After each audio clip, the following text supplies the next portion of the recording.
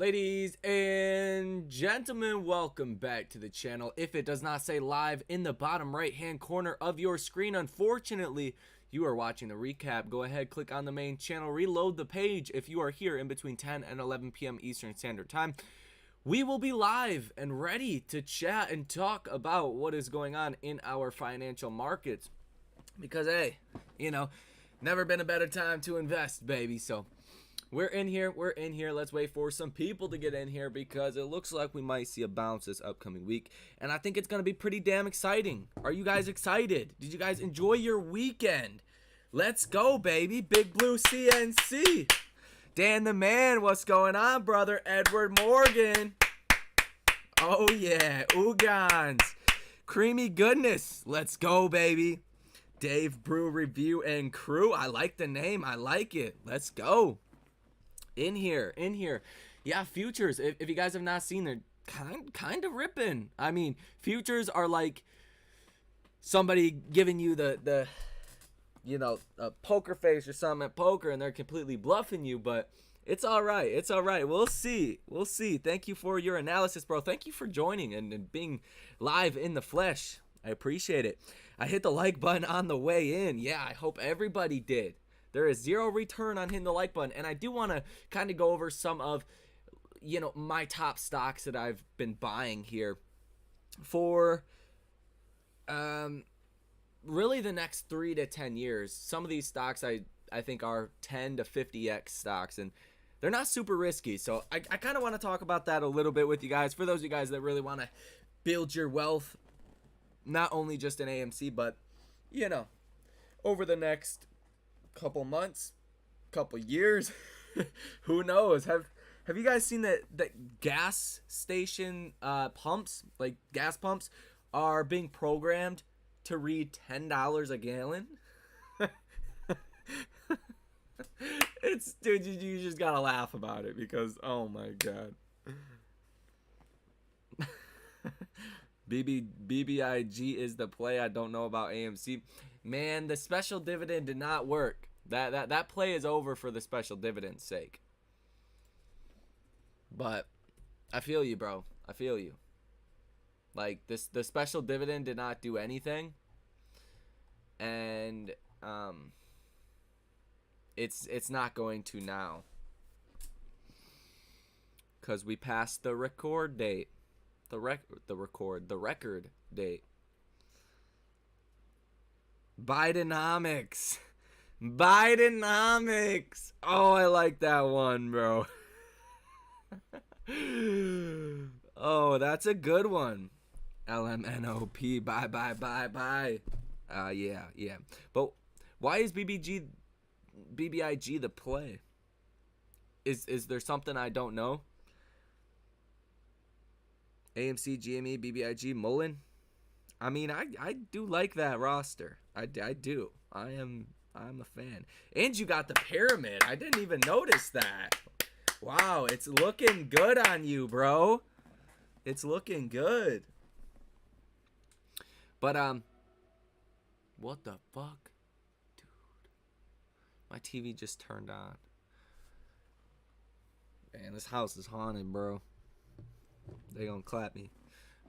But yeah. SNDL. Man,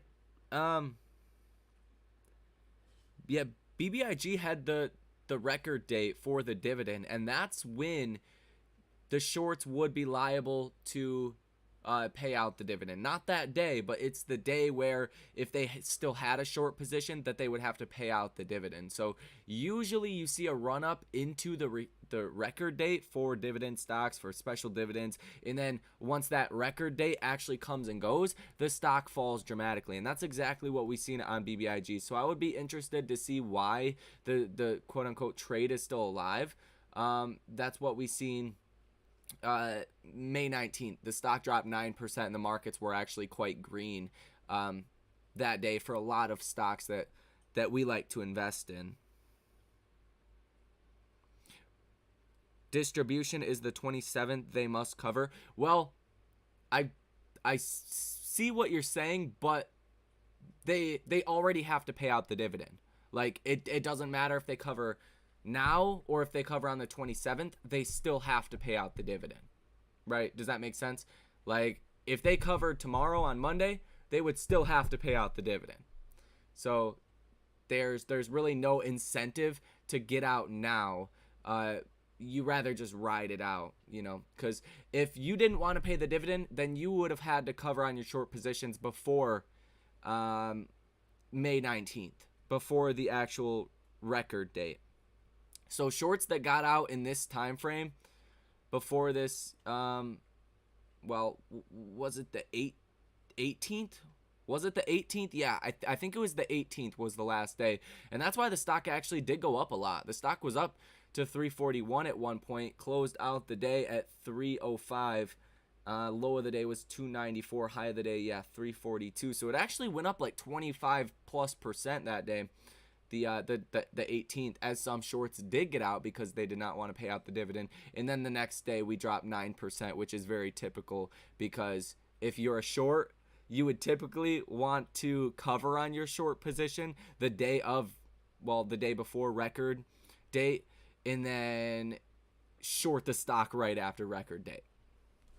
So I would just be careful. That's all I'm saying. I'm not saying it won't rally. I'm saying there is no incentive for shorts to cover on their short positions now.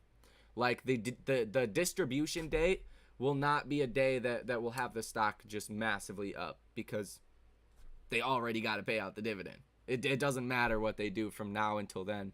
They still have to pay out the dividend. But I could be wrong. I mean, this marketplace is a little ass backwards, but that's how it works in a typical market. You want to play, just so you guys know, any special dividend trades, you want to play the trade until record date, and then either take your profits or get out, because after record date, it's going to fall, like you've seen with BBIG, almost 9%. Depending how big the dividend is, it can vary, but that's generally speaking how you want to trade special dividends. BBIG May 27th is the last day to buy before dividend. After this, naked shorts will be exposed with broker share count. I mean, all of that's possible, but like the dividend doesn't do anything to the stock at this point, because shorts that like the short, they already have to pay out the dividend right now. So it's not. I mean, I might make a small trade on it just because I like the dedication you guys have. And maybe this market is that ass backwards that it would rally like that, but typically it shouldn't. Like, it goes against all trading logic to buy the stock now or buy options on it hoping for a squeeze the distribution day. That just should not happen. But hey, Tyler, what do you say to those people who are skeptical of AMC and saying the shorts covered last June and I'm an idiot for still believing in a company that will go bankrupt? Please help me. Well, AMC is not going to go bankrupt no matter what happens. If there's not a squeeze, none of that. The business is in the best shape that it has been in a very long time. You could say the debt, whatever the case is, but they have gotten rid of a lot of their excess fat to the business, where they're a lot leaner. So if you're looking at this purely on a fundamental outlook, it's kind of like the economy over the past 2 years, right? The economy has been great, right? You pumped all this funny money in. AMC, not so great over the past 2 years. It's flipped, right? Because AMC had to learn how to adapt their business to be shut down and not go bankrupt. They had to cut costs. They had to do things like that. And now, look, the economy's open. There's movies coming back. The business is doing better than ever now. And hopefully can do better than a 2% profit margin like they've done in the past. You guys do know that, right? AMC only ever had about a 2% profit margin in the past, which is terrible. Like, Cinemark had a 6% profit margin. Why? Because they're a lot newer of a company. They were formed in the 80s. AMC was formed in like 1920, and they had a lot better better run stores, right? More efficient operations. So AMC now is in a much better place to capture all of this demand for leisure and travel and stuff like that. But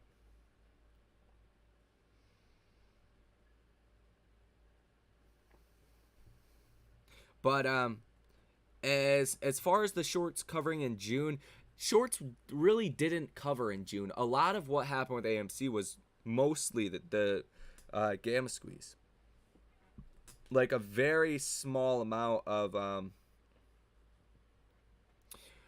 the float was actually covered during June or January.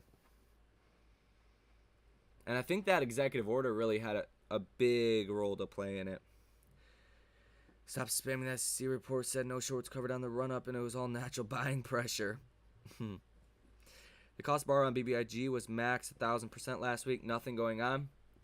Well, I mean, the way that I would look at it, let's look at what's going on right now with BBIG. The reason why the cost to borrow probably went up is because typically before a record date, especially on a momentum, retail stock, whatever terminology you want to use, I mean, during like 2020, early 2021, the stock probably would have went up 1,000%.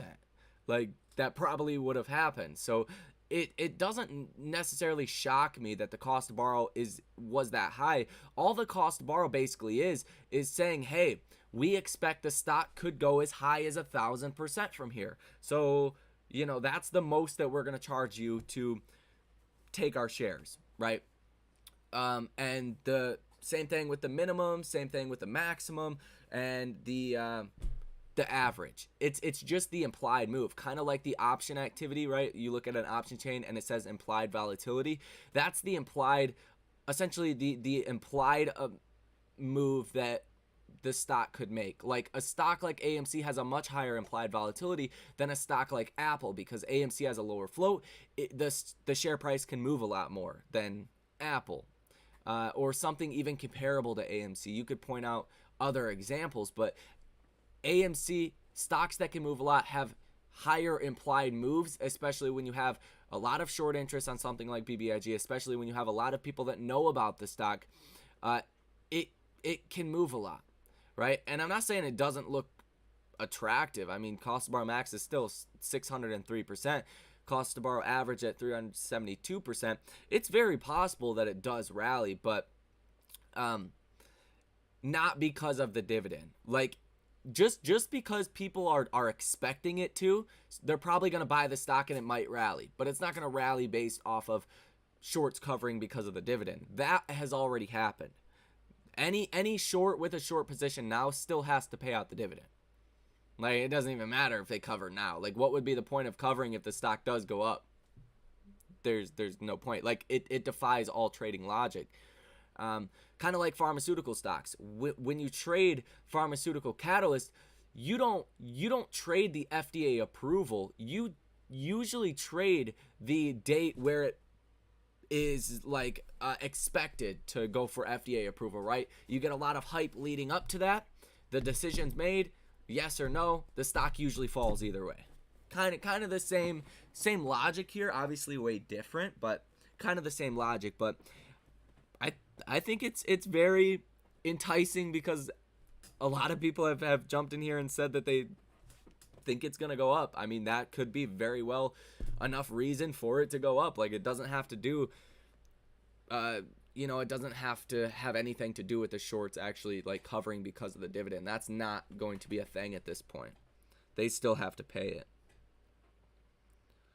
Like, if you had owned your, like if you sold your BBIG shares right now, you would still get paid out the Cryptide dividend. Basically what I'm trying to say. You would still get your Cryptide shares even if you own no BBIG. What y'all say? What do we say, vlog? They say like the video? Huh? Don't short the like button? If you haven't heard, AMC to the moon. I like it. Straight to the point. IHAS, block for being rude and impatient. Uganji, that's funny. Yeah, sorry for spamming your live chat. Thanks, bro. You're the realest YouTuber.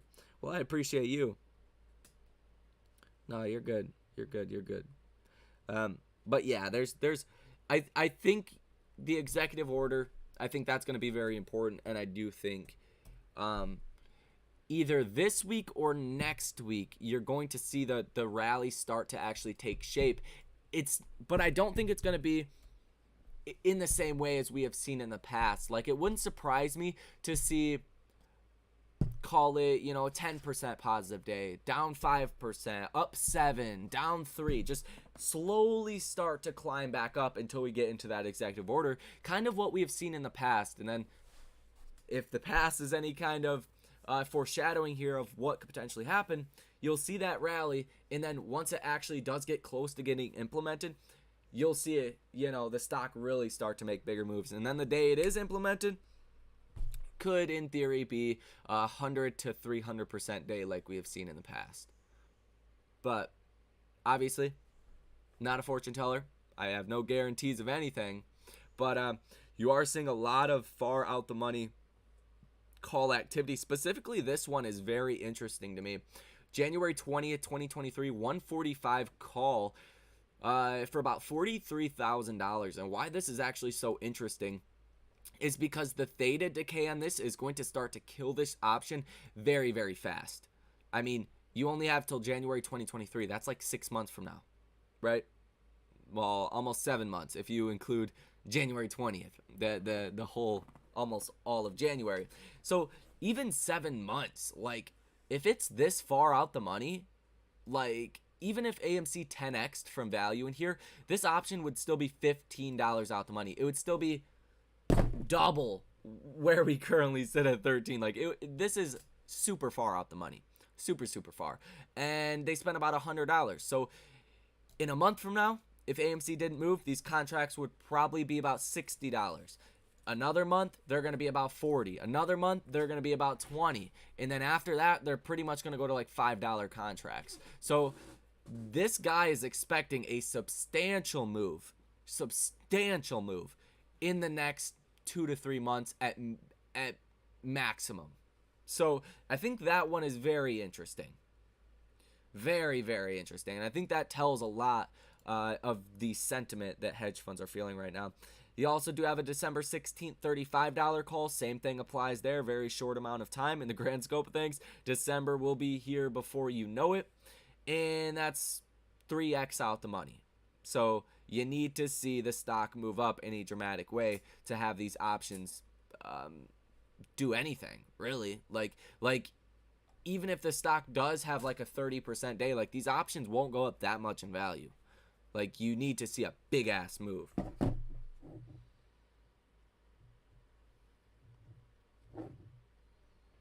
I want warp speed. I'm more concerned with AMC, GME, and Mullen. Damn. What is going to happen to my girl Amy this week? I hope we see it go back up. That's my expectations, is we will see an overall bullish week, especially for the stocks that have been beaten into the ground. Because let me kind of talk about what's going to happen from now, right? So, futures are coming down again. But essentially, if we do go ahead and pull up the Dow,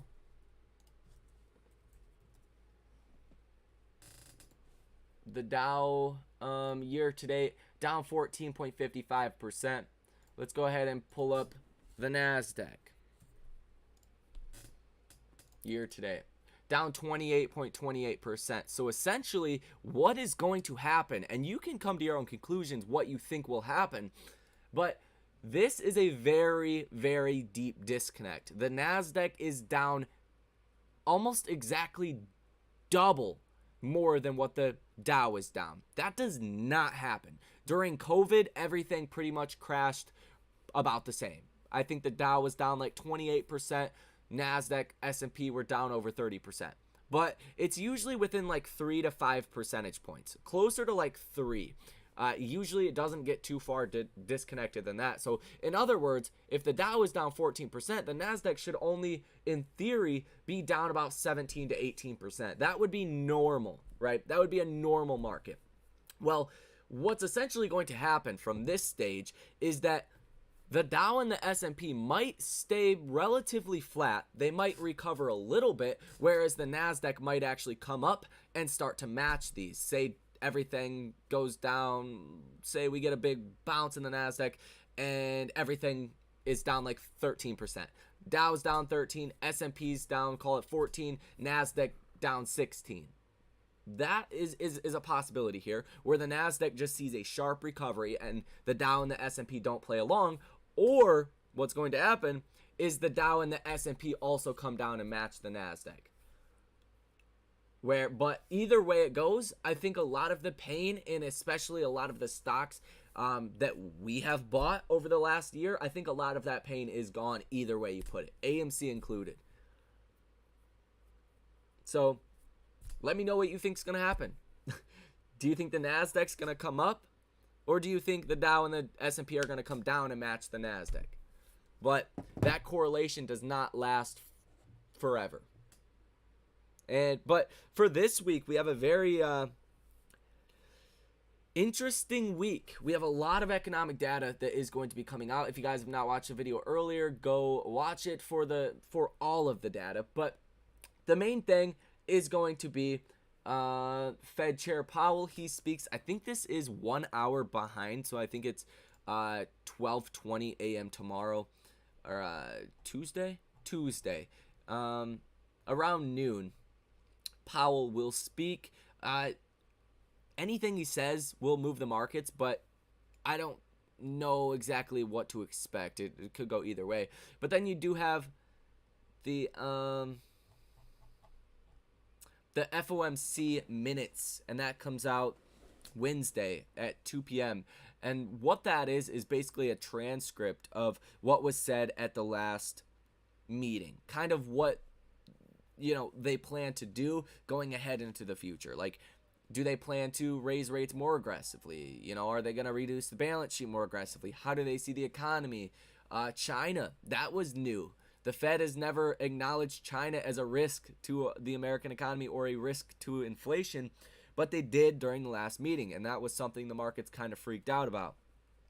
So that's going to be the main catalyst. Fed Jerome Powell Tuesday is going to be important. And then on Thursday, you do have GDP growth rate quarter over quarter. So that, could spook some people.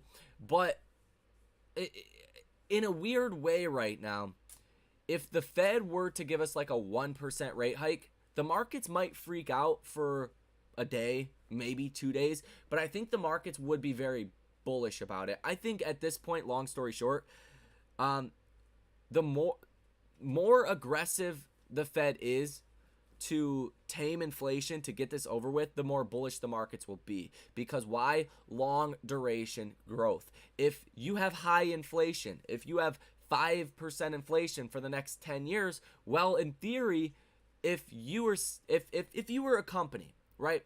Let's say AMC or Fubo, and you say, hey, in 2032, we expect to have $10 billion of revenue. Well, if inflation's 5% per year, technically you're only going to have like $5 billion in revenue, because that's going to eat away 50% of your purchasing power, right? So, but if AMC still said, hey, we expect $10 billion of revenue by 2032, but we're only going to see like 10% inflation from now until then, or 20%. You can value a lot of these long duration companies a lot higher, right? That's why growth stocks are not doing well right now, because if there's a lot of inflation, not good for growth stocks. You don't want to buy anything that is long duration. And the markets are controlled by long duration for the most part. But like that's why the markets right now, they don't even care if something's going to be profitable in 6 months. They don't even care. It's just sell it off.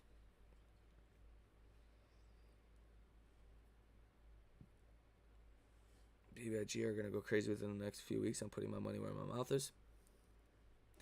I mean, I'm a little bit more skeptical on BBIG, but the fact that so many people have came in here and said that, I'll probably make a trade on it, but I expect the trade to go to zero. Keep that in mind. Like, I'm not trying to like hate on BBIG. I'm not trying to hate on any of that, but you know, from traditional, you know, trading and from that kind of perspective, you shouldn't see a rally based off the special dividend because the shorts are not obligated to pay the dividend at this current point. So if you did not hear that ramble, just go back and watch the beginning of the live stream when we talked about that. But the fact that people are talking about it might make the stock rally, but don't be confused between like shorts covering because of a special dividend and just people talking about it and making the stock go up. Like, BBIG is not going to go up because of the special dividend. That time is over. The record date is over. But I'm bullish because I see everyone else bullish.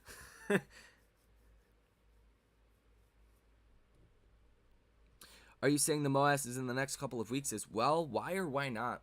Well, I think the most definitive correlation we've seen is that executive order, whereas literally I think it goes without saying, if you've watched the videos or you've seen other people talk about it, it's directly like linked day for day with what the stock does. Like when the executive order actually goes into effect, you've seen 2 rallies, 2,000% rallies in AMC stock. Third time, I wouldn't expect it to be any different, right?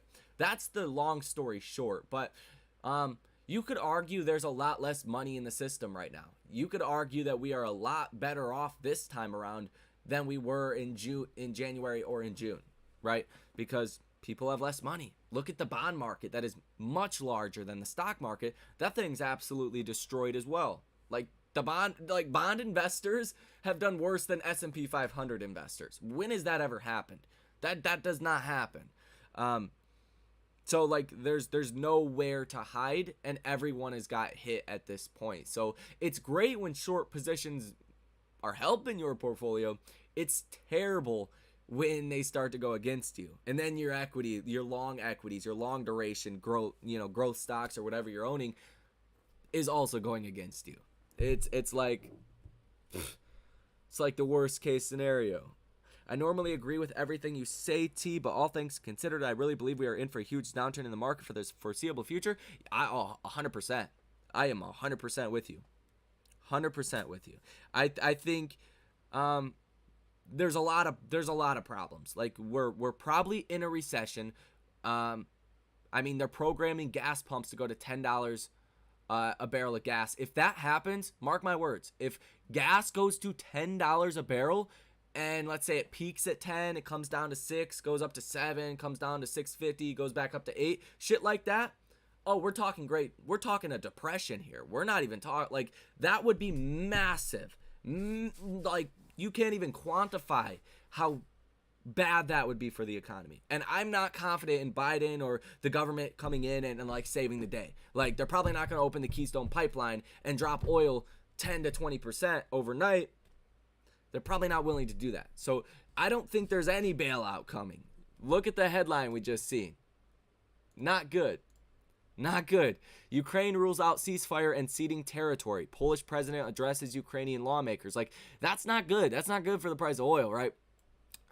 So that's a real big concern that I have right now. And I think that's one of the biggest things to be concerned with.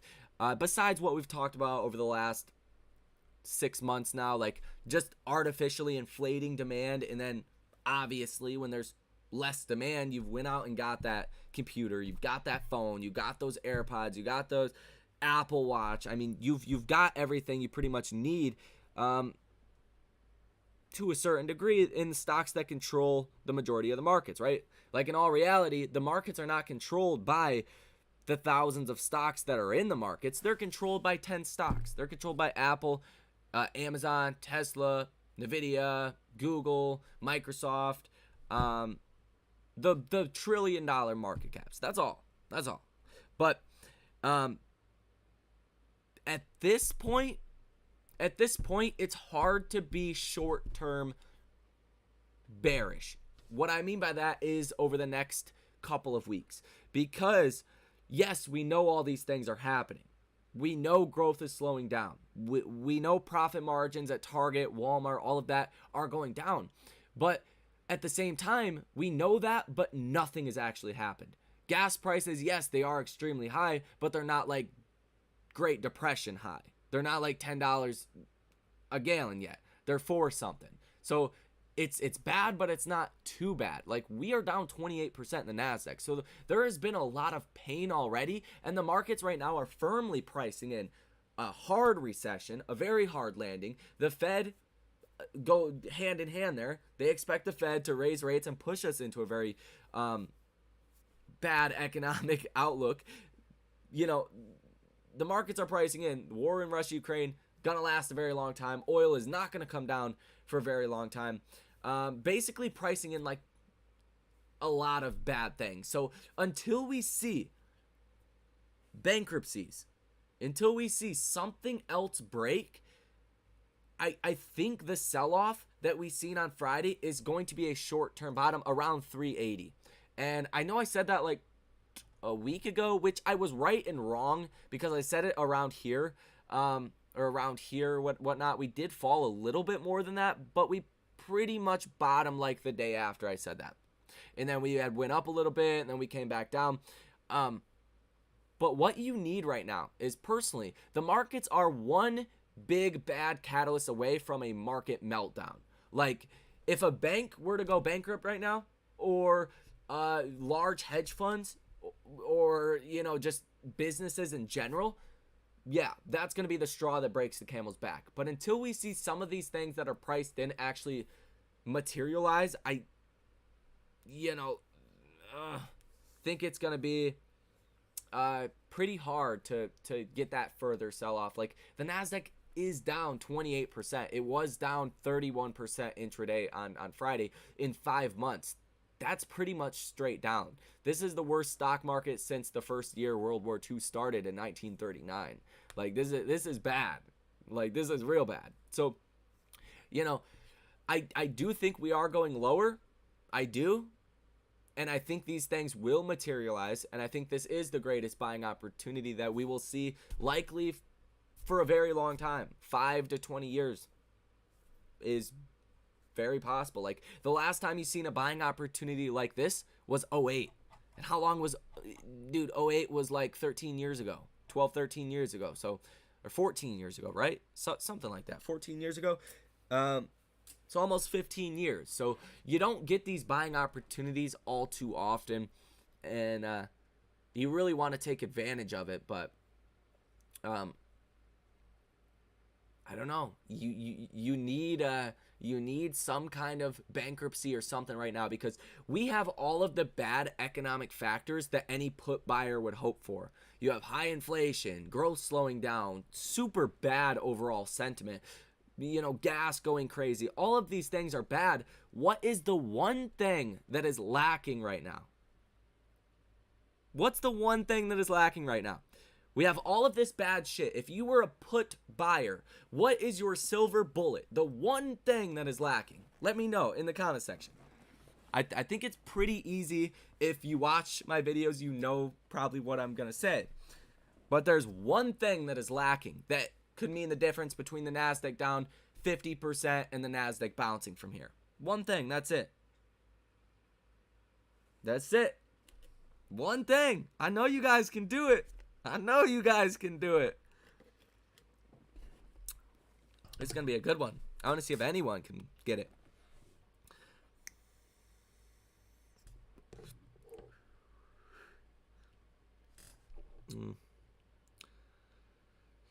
Talking about Coinbase, there was a picture of a phone call with Torres app showing. Yeah, yeah. Kevin O'Leary actually said, sell off? Not quite. Not quite. It's basically what I just said. Systemic problem. We don't have a systemic problem. Think about any financial crisis, any, you know, whether it's a 10-year downtrend in the markets, like we've seen 2 of those before in the U.S. stock market's history, Liquidity, volume. Okay, I like where you guys are at, but it's actually systemic risk, systemic problems. Companies, financially good shape. You don't hear about bankruptcies yet. Like, what's the last company that actually went bankrupt? Like, there's none, right? The banks are in good shape. What happened during '08? The banks were going under. The banks were going under. Great Depression, same thing. Just massive systemic risks at those current at those times, but we don't have that right now. But if we start to, that's the difference between the Nasdaq bouncing 30% down or dropping to 50 or 60% down. Because we have everything else, like the perfect put buying situation. Like it couldn't get more perfect than that. Couldn't get worse in the eyes of the markets. Peloton will go bankrupt. Yeah. I more so mean like that is like a real problem. Like Peloton could go bankrupt like 100 times over, and the markets wouldn't freak out that much. They might freak out for a minute, but it's not like JP Morgan going bankrupt, or even like a Wells Fargo like that. That would be a pretty big deal too. That would be massive, actually. It might be Webull. Damn, you guys are sinister. Robin Hood. It's Robin Hood. I would actually believe that, though, if Robin Hood went bankrupt.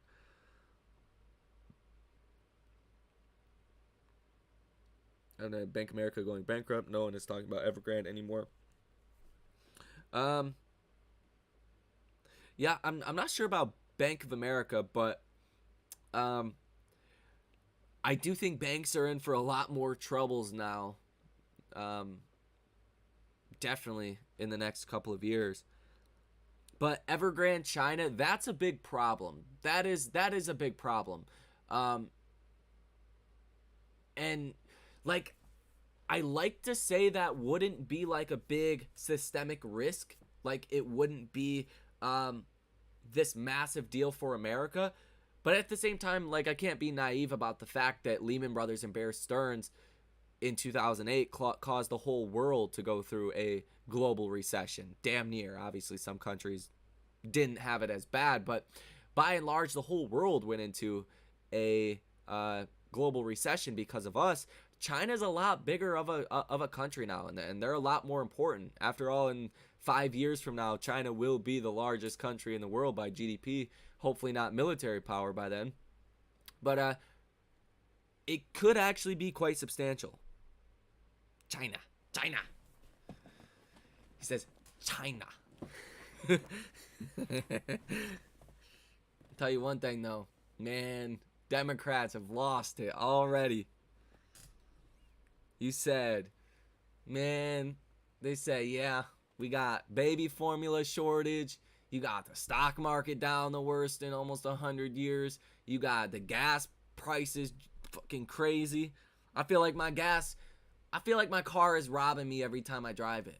Like, it's terrible. I got gas for less than $1 in 2020. Now it's like $5 in Michigan. $5 in Michigan? Get out. Get out, dude. So, I don't know. We'll see. Democrats are definitely not going to win the midterms. But historically, midterms do tend to be bullish years. So I'm a little bit more bullish on the second half of 2022, considering we've fallen so much in the NASDAQ. Like mathematically, we're down almost, call it 30% in the first 6 months of the year. To go down at this same pace, you'd be down 60% on the NASDAQ by the end of the year. It's hard to imagine that happening, but, pump too much money in the market at a fast rate. Yeah. Morgan Stanley goes down. Or Goldman Sachs. Goldman Sachs is mostly an investment bank. That would probably be the one that makes more sense to go under, would be like Goldman Sachs. But it just depends. I mean, there's so many different factors when it comes to banks, different kinds of loans. Like you are seeing the highest auto loan default rate since 2007. And again, it kind of depends because I said earlier, at least it's not happening right now, but it might start to happen because like what happened during 2007, 05, 06, 07, 08, what actually caused all of those ninja loans, right? Well, it was a lack of regulation, a lack of supervision, right? That's granted because they were just giving out bad loans, but what actually was causing that was the federal funds rate was at 5.25%, and it would have been too expensive for people to go out and get mortgages. Like, look at our mortgage rates. If you have bad credit right now, you're paying like a 6% mortgage rate, possibly higher than that. If you have good credit, you're still paying a 5 to 5.25, right? But the federal funds rate is at like 2%. Is it 1.25 to 1.5? Yeah, 1.25 to 1.5. Imagine if the federal funds rate is at 5%. You're paying like 10% interest rates on mortgages with good credit. It's terrible. Nobody can go out and buy a house. So what the banks do when credit becomes more restrictive is they become a lot more lenient on giving out loans. Over the past years, 2 years, I tried to get a lot of different home loans, but the banks, what would they tell me? Yeah, you can't use lease agreements right now. You can't use it. Like, you normally should have been able to use a lease agreement to offset your debt to income. They weren't having it. Why? Because they had so many people trying to get loans. They didn't need your extra business. They didn't need my business. They said, go fuck yourself, dude. I don't need that. But when people stop getting loans, then they become, more salesy with you, right? They're like, hey, rates are high, but we can do you this adjustable rate mortgage and give you a cheap interest rate, a teaser loan, a teaser interest rate for say 2 years, and then maybe the rates will be lower by then and you can refinance down and get a lower payment. That's what they can start to do. And then let's say 2 years from now, the federal funds rate is still high as hell. You could start to see a lot more defaults based off of things like that, right? So it's not happening yet, but it might start to happen in the future. And real estate is definitely one of those things that is a massive risk factor if you do start to see, a lot of those bad loans going out, which I feel like people are more aware now because of what happened in 08. I don't think it would get to the same extent, but you could use that same analogy I just said about like teaser rates and getting people in affordable payments to essentially have them blow up on them and become a lot less affordable. 2-3 years, you could use that same principle with auto loans, with personal loans, with business loans, any kind of loan. That's kind of, what they're going to start to do. The bank just wants to make money. They don't really care when it comes down to it.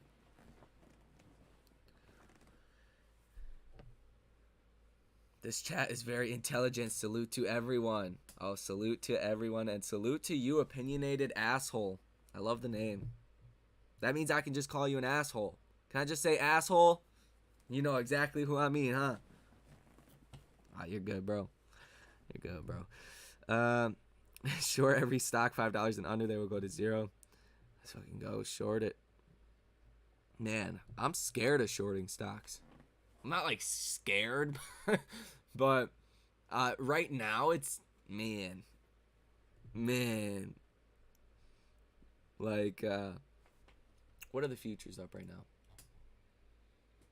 Yeah, NASDAQ almost up 1%. We'll see. It could be a positive 2% day or negative 2% day tomorrow. Futures really don't mean all too much in the grand scope of things. But if we start to see these bigger green days, even dog shit companies will have decent days too. Don't like gas prices, learn how to code. Oh, That's the best advice I heard in a long time. Shit. That's good advice. Found out that Citadel was a front for the government, and the government relied on that income to keep country afloat. Oh, they do. Man, I seen Michigan right now. They have like the most extra money they have had in the history of Michigan. It's like $3 billion extra. I'm like, man, because y'all be taxing everyone. Give me back my taxes I had to pay, government. Fuckers. No, they're reigning in the money, man. They're the only motherfuckers that can spend it and actually get a return on it. That's why they like spending money. They spend it, they give it to people, and then they end up making more on the back end. It's crazy. If we retain the Senate, look for impeachment coming. I mean, this first year has not been so hot, man. Just statistically, I mean, it's an accomplishment to have shit go to shit this fast. I don't think any other president has had, like, I don't really care, like, president, like, I don't have a political association. I think they all suck, to be honest, some degree or not, but, I mean, Biden's kind of doing it to himself. Like, they could drop oil tomorrow if they wanted to, but they don't want to. Like, it's kind of wild. It's kind of wild. What do you think of the S&P reaching bear market year to date for only 2 hours, then it ripped back to even? Yeah, I was actually talking about that in the Discord to people, as well as, you know, people in real life. And it, in a weird way, it's kind of like I was saying earlier, like, nothing has broken. We know things are not good, but we don't know kind of where to value companies. So once you get down to a 20%, you know, technical bear market in the S&P, as long as there is not a reason to continue to sell stocks or continue to short stocks, you tend to see that turn into, in a weird way, a level of support until something breaks. Until something breaks, you're probably not going to go firmly under 20%, or like, you know, you're probably not going to go down like 25%, 30% until something does break. Until you see bankruptcies, you know, something along those lines. Because when you're down 20%, it changes the psychology of investors. People start to say, like, hey, is this really this bad that we should be, like, just dumping everything? Like, do we have a systemic problem? Is the market ever going to recover? Things like that. Those are the questions that start to be asked more than not once the market drops 20%. So in a weird way, it is a level of support until something bad comes out. But it's hard to figure out what the markets are thinking. At the same time, it's kind of easy because, like, in my opinion, if the Fed did do like a 1% rate hike, you would probably see a reverse of what we've seen at the last Fed meeting. Remember, the markets were pretty much flat heading into the Fed meeting. At 2 and then 2:30, Fed Jerome Powell started to speak. The markets went down like 1% instantly, and then we recovered 3% positive in the last hour and a half of trading. A very historical end of the day rally. What happened the next day? The Nasdaq fell 5.5% the next day.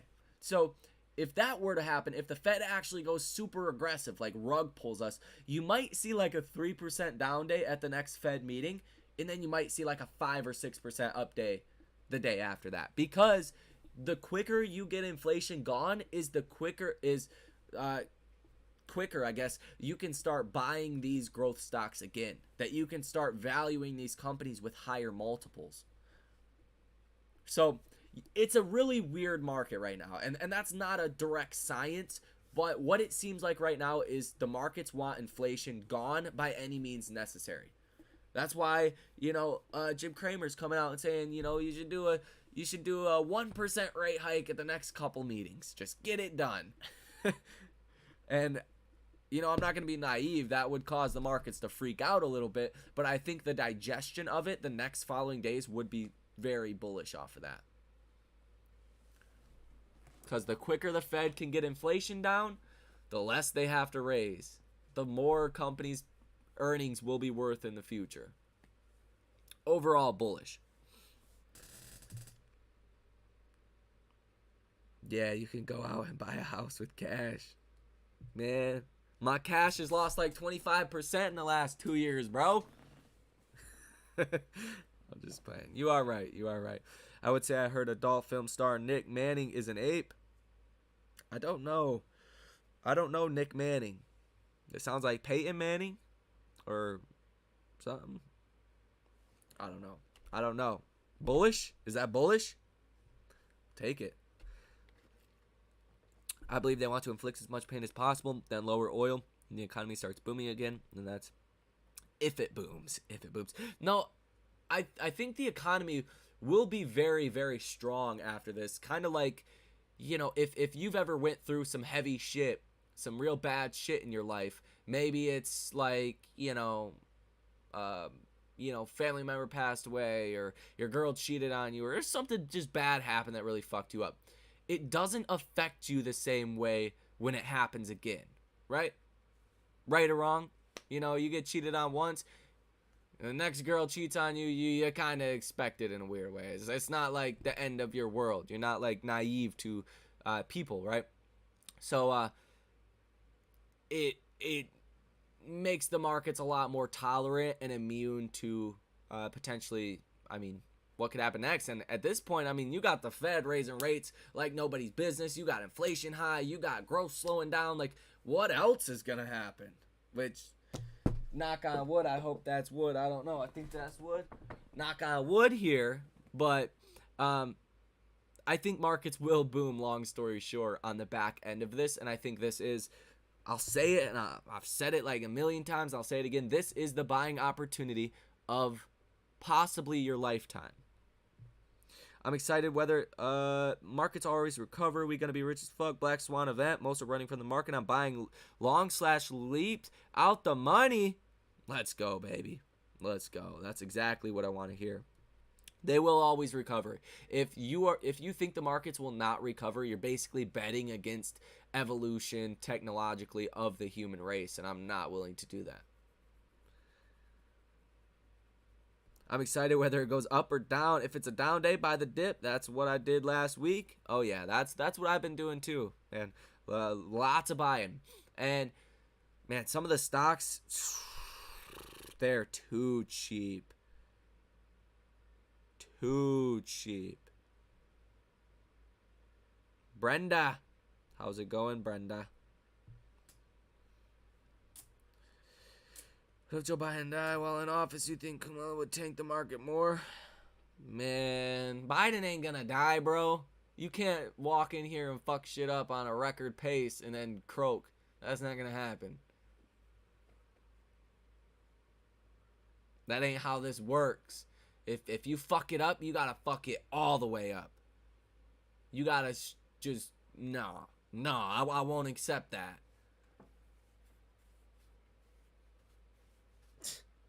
And hopefully I would never wish that on anyone, because I love and respect my president no matter who it is, because I love America and I love all you guys, Americans or not. But I don't know if that would necessarily be a good thing. He's too young to die. You can't die in the living room. She just needs to be in the living room. You can't die in the living room. Y'all didn't know that?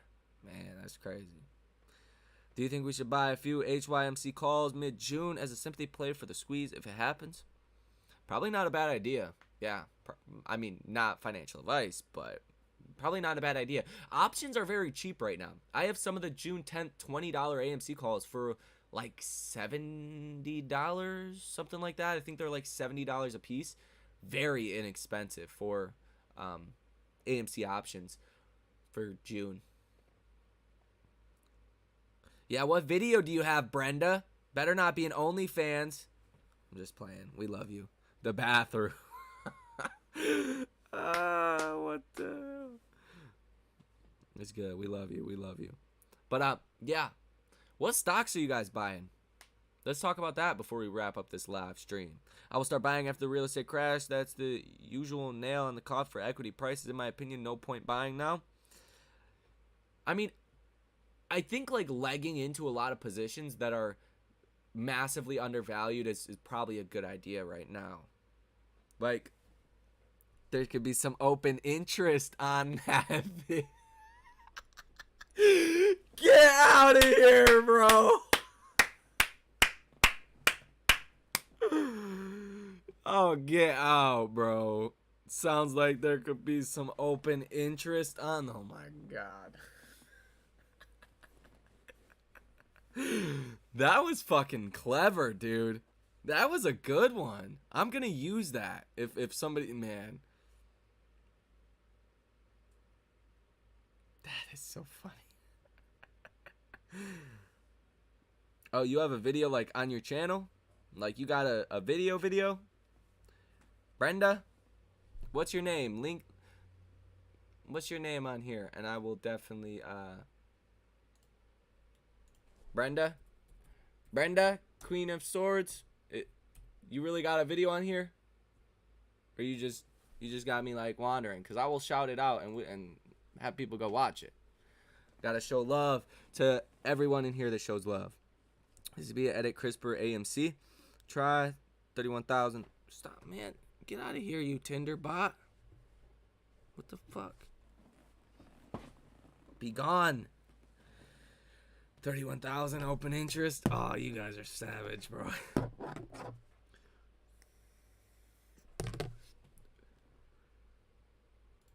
Better not be no X-rated shit, Brenda. Brenda.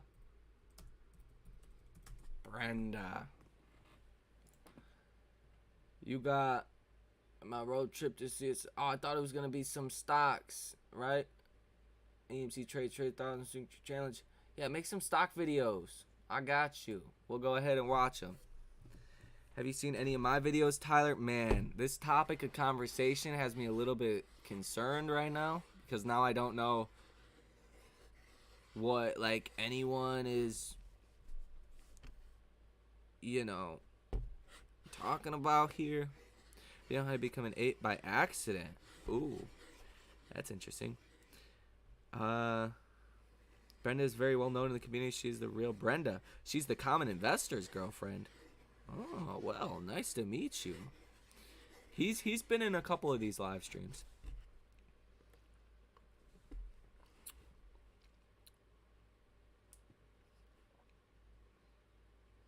Anyway. Oh, there's stock videos. I don't know, man. I was judging off the cover. I didn't see a thumbnail, okay? My apologies. Holy, 125K from you. You've been fighting to get back for 1 year. Jeez. Yeah, it's hard out here for even banks.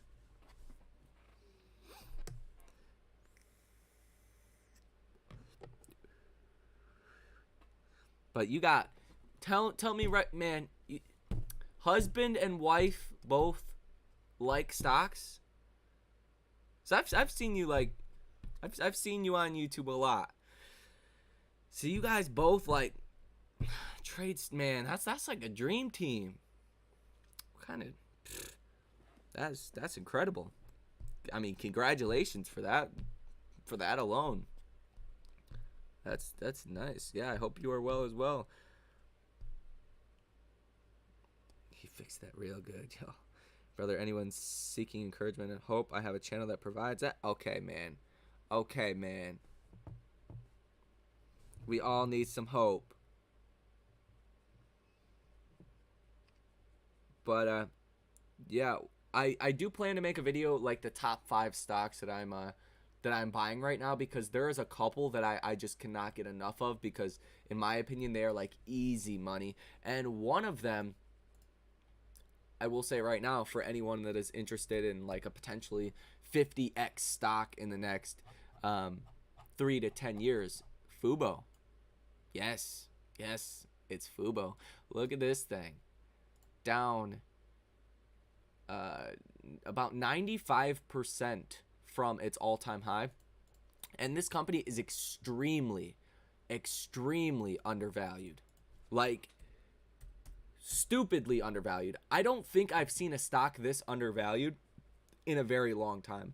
Market cap $586.71 million. If you use the last 12 months earnings with Fubo, they have a less than 1 price to sales ratio, and like a value investor would try to buy stocks at around a 1 price to sales ratio. Anything less than that, and it's like a steal of a deal. Any value investor should be scooping up as many shares as possible. But if you look at forward full year 2022 guidance, they're expecting over $1 billion in total revenue. That means that it would be 0.5 price to sales ratio. That's like stupid expense, stupid cheap, just ridiculous. And they do have a very good service. It's about $70 a month, and it's essentially the alternative to cable. But they're growing over 100% for the past 2 years. This will be the 3rd year straight growing at about 100%. And they did just buy Molotov in Spain, and they do have another one as well for Latin America. But where is it? Company closed with 1.13 million total paid subscribers. What's the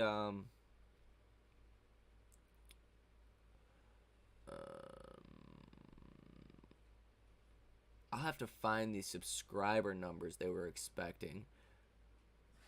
It was like 1.5 to 2.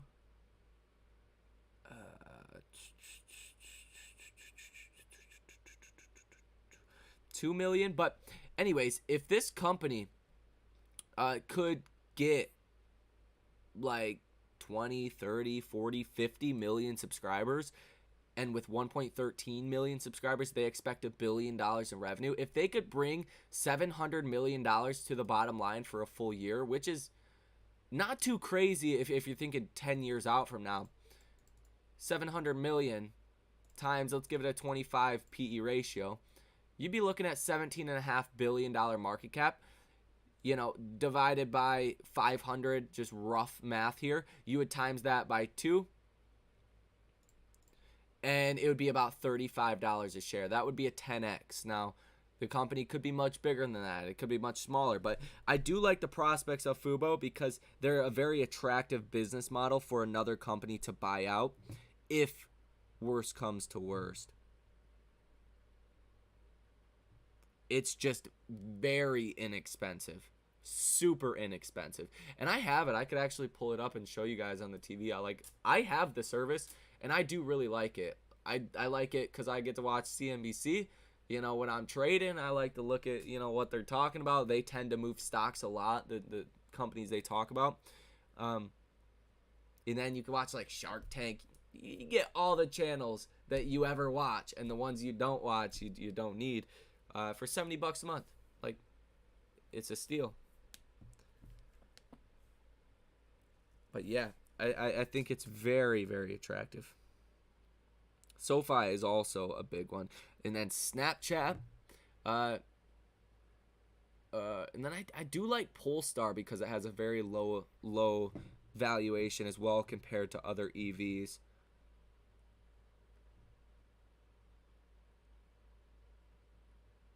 Yeah. Snapchat, Fubo, SoFi, Square, PayPal, Spotify. I think DraftKings too, but that's a little bit more risky. There's no really customer loyalty. Those companies I think are pretty much guaranteed money within the next 3 to 10 years. I think they're going to be substantially higher.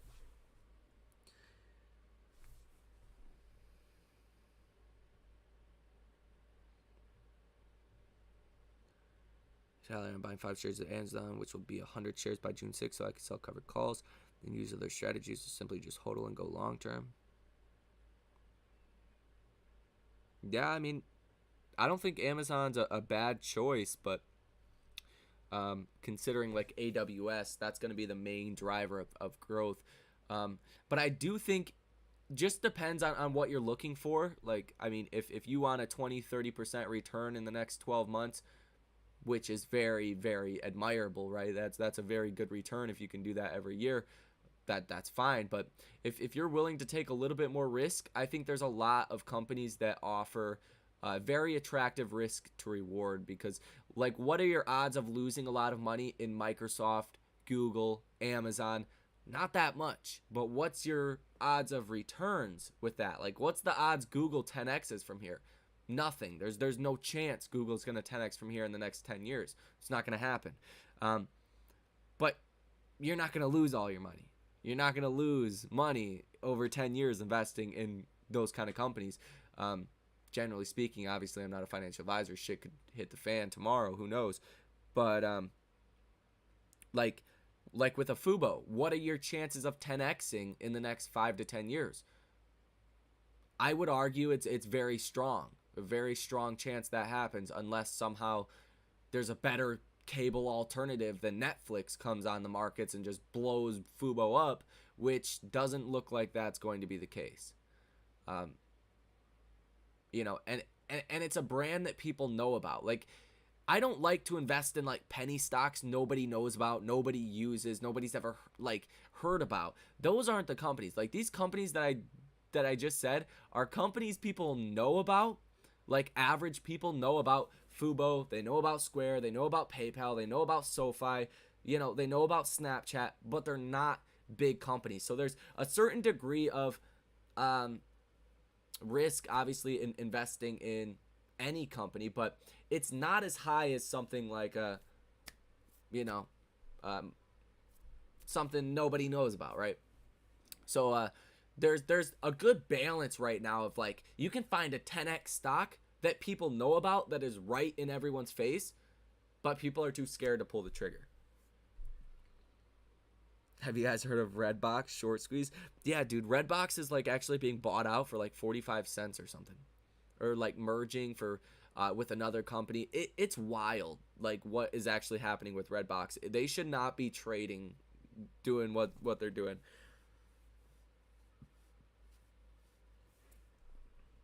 Like, there's actually already like a purchase price for Redbox. Like, the deal has went through and people are buying it. That thing is gonna crash like a fucking, like a brick falling off a building once it happens. But yeah, nonetheless, that's gonna be it. Thank you guys for tuning in.